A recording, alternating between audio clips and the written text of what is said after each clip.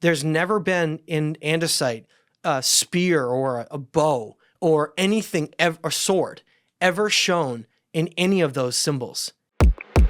The status of where we once stood as balancers and stewards of this earth, and remembering how important we are. And here we are now destroying the world and polluting it and fighting out with silly wars, not realizing that we're all just human beings here that are divinely connected everywhere. Not to say that any of that is acceptable to me, but at the same time, something like wars, though, that's been happening forever. Every civilization we look at was at war. Except that we have no evidence that the lost civilizations ever were at war. And that's the weirdest really, thing. But it would be during a time where the Earth is unbelievably less populated, so harder to go find people. And do you think that could really be the case? Like ancient civilizations just went against all human nature and didn't have war? That seems like a stretch to me. Let me give you an example, though. Would you say the inherent nature of a person is violence, though? The inherent nature? No. Okay, so if you were being, we talked about how like someone can raise, remember, different dogs, right? Yes. And you could raise one dog with like very kindness and positivity and giving it a reinforcement of love, and that dog will probably never bite anyone its entire life, right? That's right. Now, and if someone at the same token raises a dog through violence, that dog will probably bite you. That's also right. Well, what if humanity is the same way?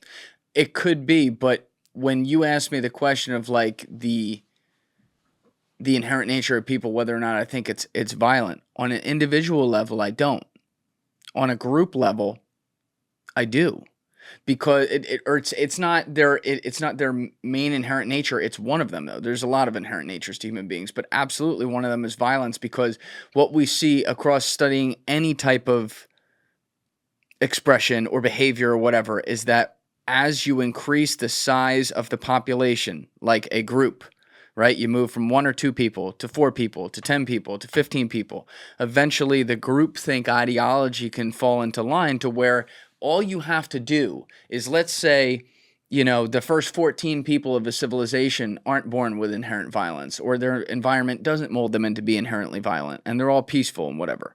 But then the 15th person who joins the civilization, maybe their upbringing was a little different, maybe they were born with a screw loose or whatever, and they're violent. Maybe at that point that doesn't start them wanting to go out and hunt other people for war, but that voice gets into the room.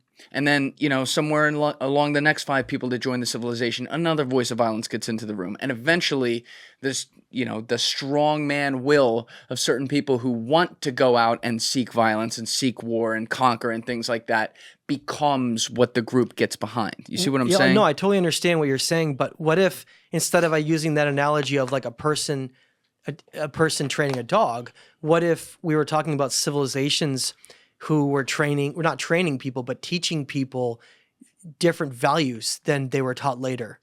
And let me give you an example of that. Please. And all of the symbols from like Vaughn and around ancient Turkey and the pre-Egyptian stuff, where we have symbols, Egypt's a bad example because there's only we have the flower of life, but I'll take like Vaughn, for instance. We don't see one war symbol anywhere in all of these motifs we're looking at, whether it's a Kef bas-relief, sites like Ionis, the underwater stuff, all of these sites, there's like 15 different sites that I'm looking at in that area. There's never been in andesite a spear or a bow or anything, a sword, ever shown in any of those symbols, except for the Urartian artwork. Later, we see all kinds of war symbols all over the place. We see them practicing, they were fighting the Assyrians. And then we go down into the Syrian civilization from, 3,000, 3,500 years ago. And we see all kinds of murals of them fighting in that war all over the place. But they also have this carrying down of some of the knowledge from the past woven in, like we're in a different time period. Like there was a lot of conflict. But to say that because we've had conflict for, let's say, the last 4,000, 5,000 years, right? Mm-hmm. Doesn't mean that humanity always has, because we're looking at it through the lens of that time period representing all of humanity. And when I'm looking at a lot of these symbols, we never see a war symbol. Not only that, But how much evidence do we even have? We're trying to find civilizations that are lost. They're lost for a reason because we don't have much evidence of them.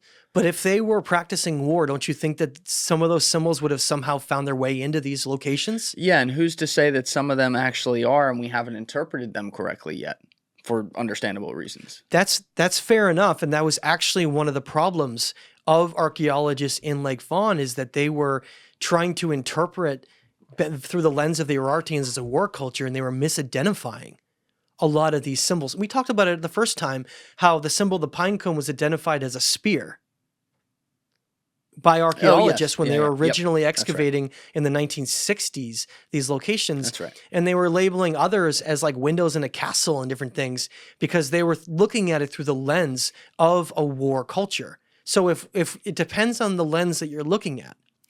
If they were able to create such magnificent structures that were based on energy and harmony, and those core principles were woven into their civilization, isn't it fair to say that maybe they were different than we are? I can't rule anything out, to be fair to you, right? Because I wasn't there. But, and again, I'm looking at it through the lens of humanity that I know. So to kind of go against my argument at the beginning of this, I'm looking at it through that 4,000 or 5,000 years or whatever, as you just pointed out, as opposed to something that could have existed before.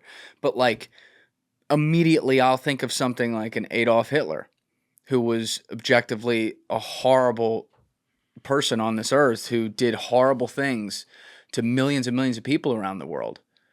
And in the middle of building his Nazi Germany, objectively, you can also say that some of the buildings and architecture or things that he built looked incredible, but we don't look. You see what I'm saying? Like, that doesn't take away all the other shit he did. So some of these ancient civilizations, and perhaps I'm thinking about this wrong, they could have built things that were beautiful and harmonious or whatever and been doing blood sacrifice on the other side of it, for all I know.